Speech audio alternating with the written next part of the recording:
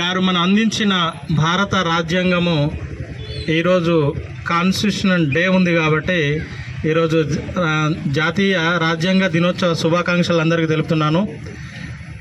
బాబాసాహెబ్ అందించిన రాజ్యాంగం ప్రకారము ఓటు అనేది అందరికీ సమానం. అది సమానత్వంలో భాగంగా మనమందరం కూడా అర్హులైన వ్యక్తికి ఓటు ఇవ్వాల్సిన అవసరం ఉంటుంది. వాళ్ళు పొందడానికి వారికి హక్కు ఉంటుంది.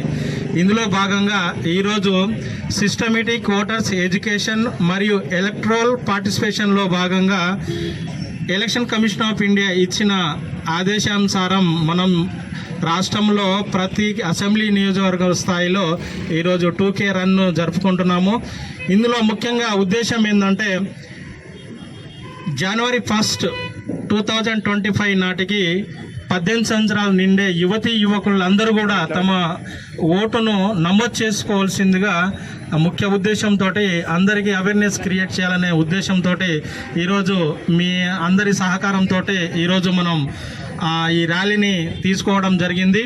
ఇందులో భాగంగా అందరి కూడా నేను నా తరఫున electoral registration officer Kodangal constituency తరఫున నా రిక్వెస్ట్ ఏంటంటే మనకు ఈ నెల నవంబర్ 28వ తారీఖు వరకు ఇంకా మిగిలిపోయిన ఎవరైనా యువతీ యువకులు కావచ్చు, ఇతరులు కావచ్చు, మన లోకల్ రెసిడెంట్స్ అయి ఉండి 18 సంవత్సరాలు నిండబోయే వ్యక్తులందరూ కూడా తమ ఓటు హక్కును నమోదు చేసుకోవాల్సిందిగా రిక్వెస్ట్ చేస్తున్నాము.